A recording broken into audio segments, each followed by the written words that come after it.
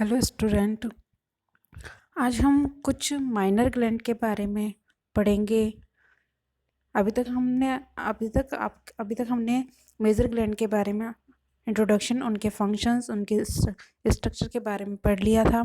अब कुछ दो तीन ग्लैंड्स होते हैं जो माइनर ग्लैंड्स होती हैं, जिनका भी बहुत इंपॉर्टेंट रोल होता है।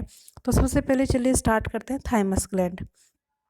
तो the thymus gland is a Thymus gland is a secretory gland that has an important role in immune system function. Thymus gland जो होती है वो immune function में सबसे important role भूमिका निभाती है। One of the main secretion of this hormone is thymosin. इससे जो हार्मोन निकलता है वो थाइमोसिन होता है। Thymosin stimulate the maturation of T cells which are derivatives of the white blood cells that circulate our system.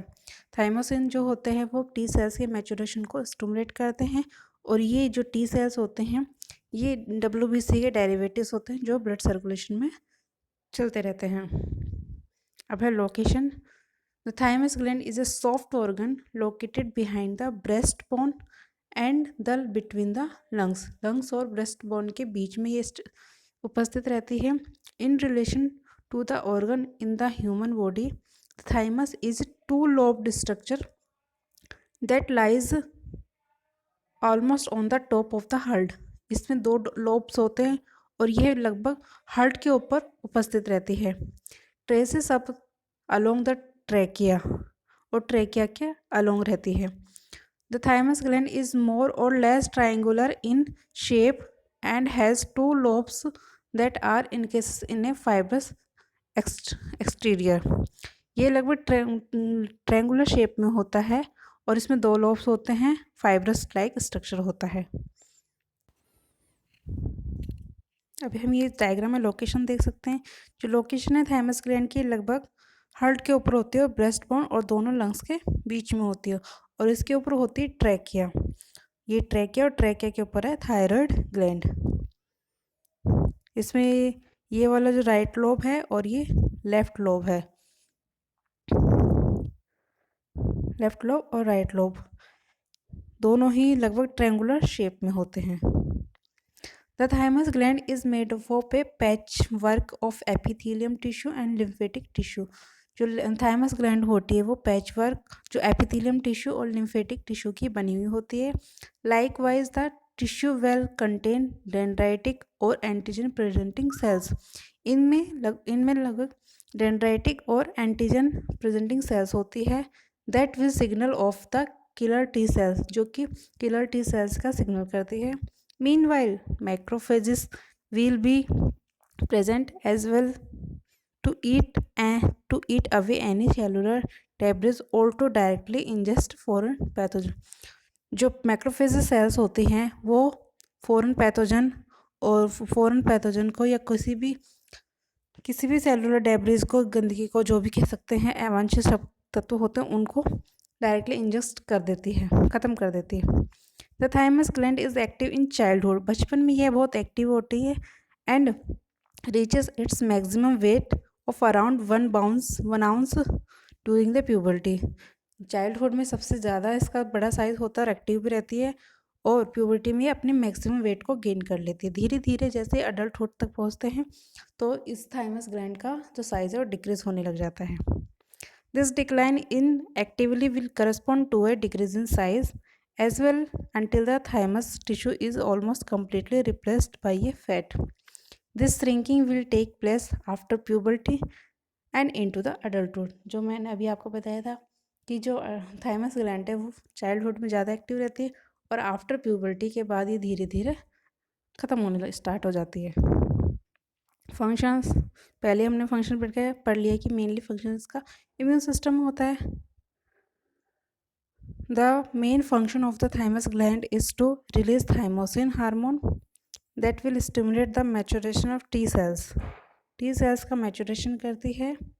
All of our childhood WBC cells or lymphocytes will comes in contact with the thymus gland. This contact will transform them into T cells Once of the T cells have matured, they will migrate to the lymph node, which are stored of immune cells of the body. जो function mainly thymus gland का release thymosin होता है, और thymosin क्या करती है, T cells के maturation का काम करती है।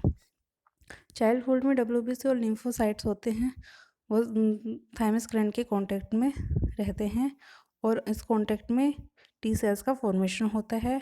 जैसे ही टी सेल्स मैच्योर हो जाती है, ये टी सेल्स लिम्फ नोड की तरफ माइग्रेट होती है और इम्यून सिस्टम में की तरह काम करती है।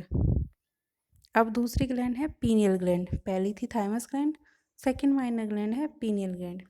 It is an important endocrine gland in higher vertebrates. The name is derived from its pinecone like structure. यह इम्पोर्टेंट एंडोक्राइन ग्लैंड होती है, और इसका जो नाम है लगभग इसके शेप के आधार पे, क्योंकि इसका shape pin cone like structure होता है। इसे थर्ड आई भी बोलते हैं। It's stimulate through the vision. It was discovered by Herophilus about 2000 years ago. This gland is embryologically derived from neuroectoderm of diencephalic rope. इसका जो ओरिजिनेट होता है ये एम्ब्रोलॉजिकली डायनसेफेलिक रोप के न्यूरोएक्टोडर्म से डिराइव्ड होती है। Anatomy, this gland is located on the dorsal surface of brain. It is embedded in between cerebellum और सेरिबेरम के बीच में उपस्थित होती है। The shape of flattened stock like structure it is called epiphysis. इसका जो बीच में यहाँ पे होती है, इसका स्टॉक लाइक जो फ्लैटेंड स्टॉक लाइक स्ट्रक्चर होता है उसे एपिफाइसिस कहते हैं। It is a sympathetic innervation. इसका जो इनर्वेशन होता है वो सिंपैथेटिक होता है।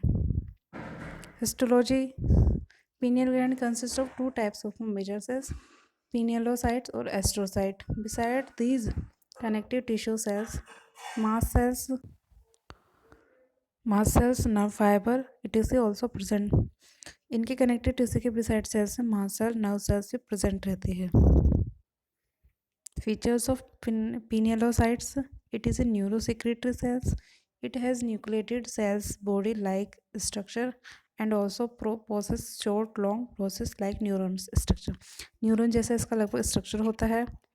It is surrounded by plasma membrane which is lipoprotein in nature.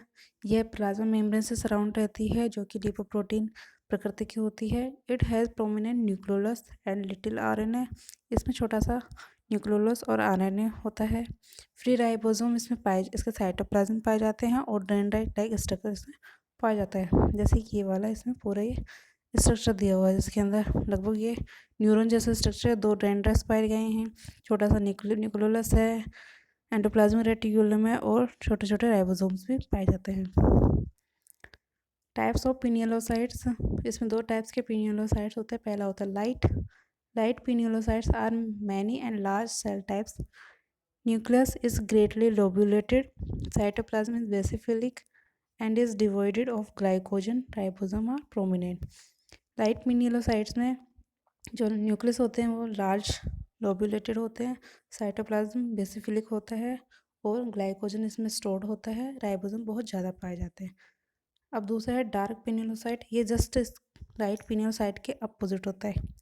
इसमें इसके नंबर्स होते हैं वो कम होते हैं, न्यूक्लियस होता है वो बहुत छोटा होता है, लार्ज अमाउंट ऑफ ग्लाइकोलस droplet present in the cytoplasm. Physiological function, इसका क्या फंक्शन होता है? This pineal gland secrete melatonin hormone.